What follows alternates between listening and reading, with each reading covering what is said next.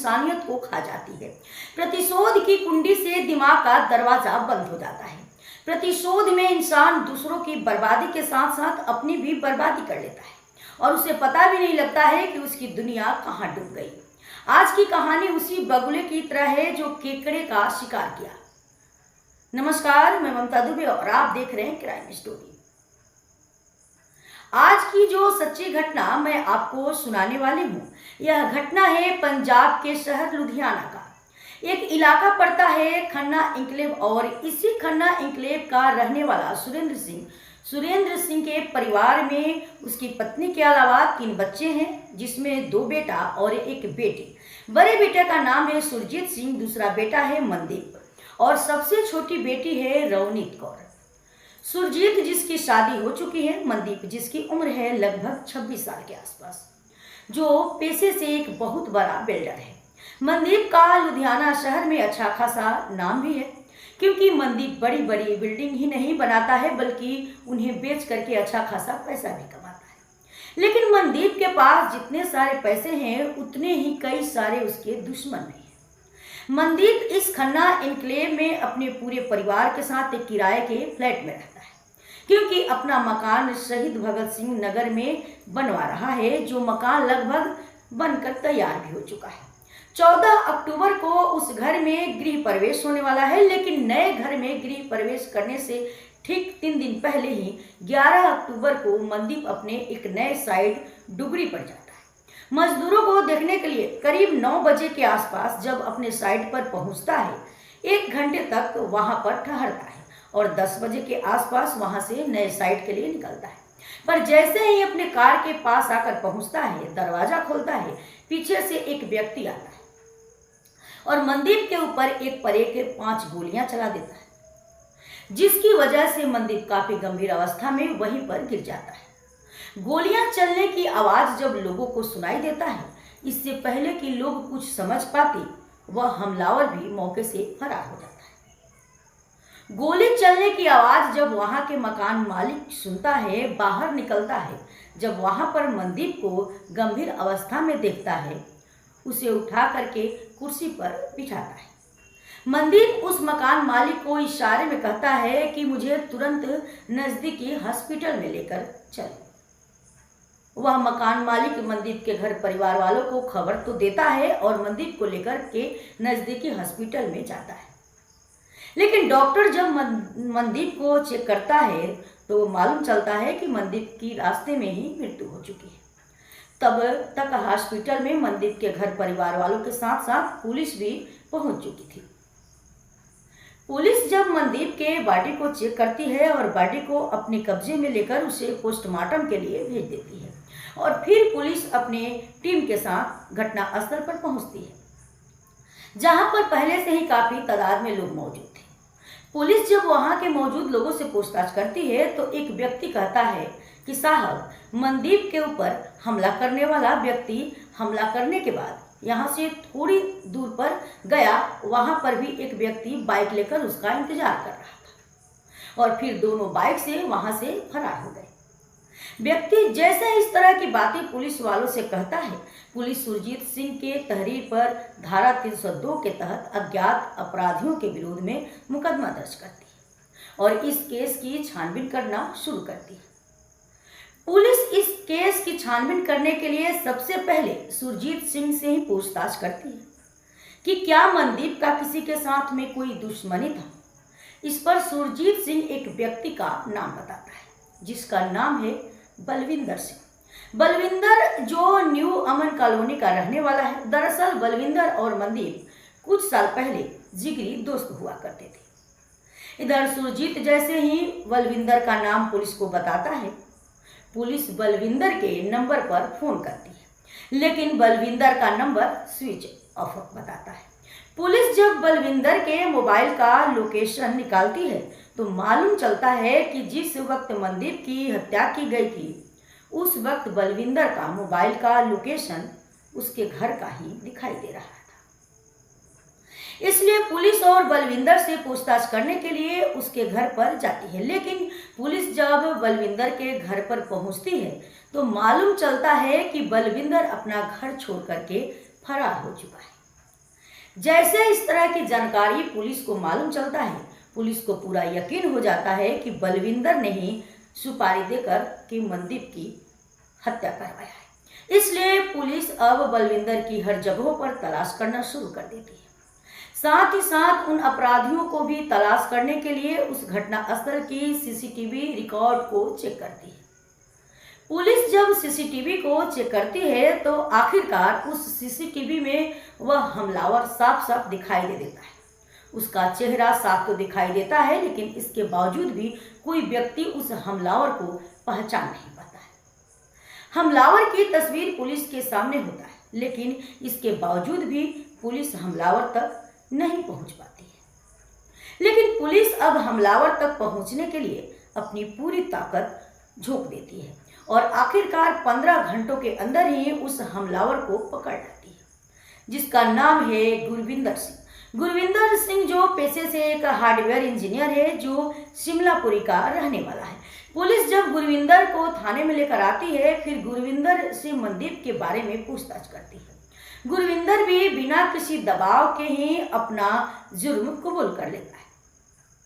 Gurvinder police वालों से कहता है कि साहब, मनदीप को दुनिया से हटाने के लिए मेरे और बलविंदर के बीच एक डील हुआ था। दरअसल बलविंदर ने ही मुझे मनदीप को इस दुनिया से हटाने के लिए 15 लाख रुपया का सुपारी दिया था।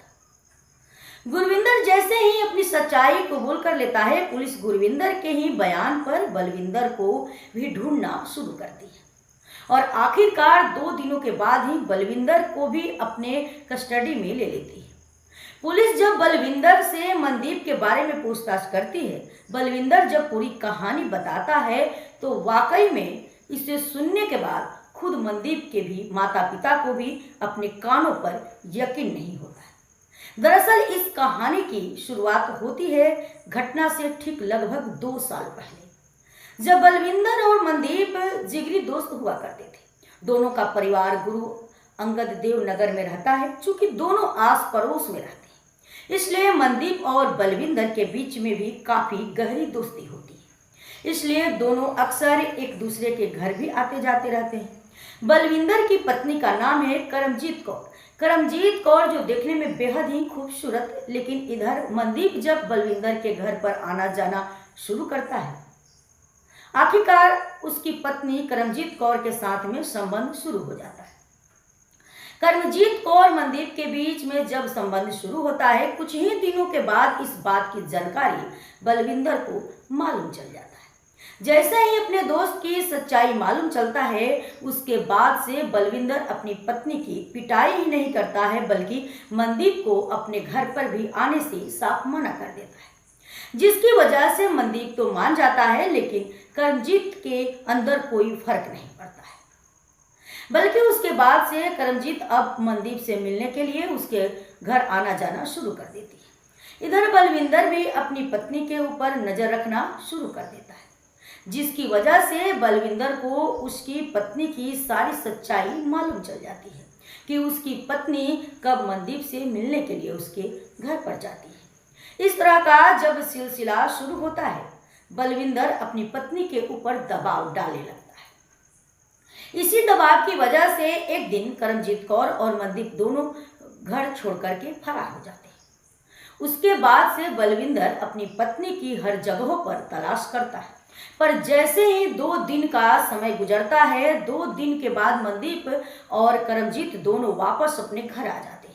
लेकिन वापस जब अपने घर पर पहुंचते हैं, इस वजह से बलविंदर का अब आस पड़ोस में अपना मुंह दिखाना मुश्किल हो जाता है।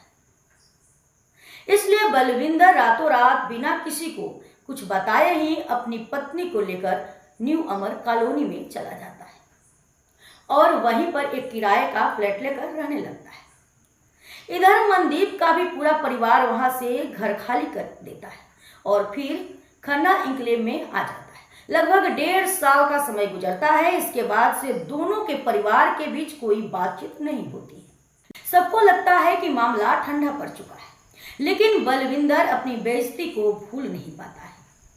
बलविंदर जहां पर अपनी दुकान कर रखा है, उसी के दुकान के बगल का रहने वाला गुरविंदर, जो एक दुकान में हार्डवेयर इंजीनियर की काम करता है।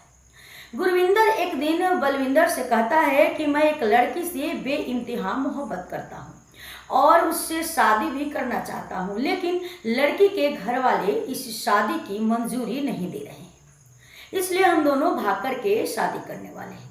लेकिन मेरे पास कोई पैसा नहीं है। पैसे की तंगी की बात जैसे ही गुरविंदर बलविंदर के सामने रखता है, बलविंदर को भी ऐसे ही व्यक्ति तलाश रहा था, आखिर उससे ही मिल ही जाता है। बलविंदर अब गुरविंदर से कहता है कि अगर तुम मेरा एक काम कर दोगे तो मैं तुम्हें बदले में 1 लाख रुपया दूंगा। बलविंदर मनदीप को इस दुनिया से हटाने की बात कहता है, लेकिन 1 लाख रुपये देने की जब बात कहता है, गुरविंदर भी पैसों के लालच में आ जाता है और फिर मनदीप को इस दुनिया से हटाने के लिए तैयार हो जाता है। उसके बाद से गुरविंदर लगभग 4 महीनों तक मनदीप के आसपास घूमता है, उसके आगे पीछे घूमता है, देखता है कि मनदीप कितने बजे अपने घर से निकलता है और कितने बजे वापस अपने घर पर आता है। जब अपने साइडों पर जाता है, कौन कौन से साइडों पर कितने देर तक रहता है। लगभग 4 महीनों तक मनदीप के आगे पीछे घूमता है। जैसे ही गुरविंदर को पूरा यकीन हो जाता है कि वह अपना काम अब कर सकता है, तब जाकर के बलविंदर से कहता है कि मुझे अगर मनदीप को इस दुनिया से हटाने के लिए कुछ सामान खरीदने होंगे। बलविंदर गुरविंदर को पैसे दे देता है। गुरविंदर उस पैसे से जाकर एक पिस्टल खरीद कर लाता है। चूंकि गुरविंदर को 14 अक्टूबर को ही अपनी प्रेमिका से शादी करना था, इसलिए 14 अक्टूबर से पहले ही अपने काम को करने के लिए तैयार हो जाता है। दरअसल 14 अक्टूबर को ही मनदीप को भी अपने नए घर में गृह प्रवेश करना था, इसलिए 11 अक्टूबर को 9:30 बजे के आसपास ही डुगरी के फेज 1 में पहुंच जाता है, जहां पर मनदीप का अपना साइट चल रहा था। वहां पर जब मनदीप पहुंचता है, लगभग आधे घंटे खड़े होकर के गुरविंदर मनदीप का इंतजार करता है। करीब 10 बजे के आसपास जैसे ही वहां से मनदीप अपने नए साइट के लिए निकलता है, जब अपनी गाड़ी पर पहुंचता है, गाड़ी के ड्राइविंग सीट का दरवाजा जैसे ही खुलता है, पीछे से गुरविंदर आता है और मनदीप के ऊपर गोलियां चला देता है और फिर वहां से थोड़ी दूरी पर जाता है, जहां पर उसका दोस्त अमनपाल इंतजार कर रहा था। अमनपाल के बाइक पर पीछे की तरफ से बैठता है और फिर दोनों मौके से फरार हो जाते हैं। वाकई में बलविंदर जब यह पूरी कहानी पुलिस वालों को बताता है, पुलिस बलविंदर के ही तहरीर पर गुरविंदर के दोस्त अमनपाल को भी अपने कस्टडी में लेकर आती है। फिलहाल पुलिस ने इन सारे आरोपियों को अपने कस्टडी में लेकर इन्हें जेल भेज दिया है। दोस्तों, इस पूरी घटना के बारे में आप क्या सोचते हैं? आप अपनी राय हमें कमेंट बॉक्स में जरूर दीजिएगा। तब तक के लिए जय हिंद, जय भारत।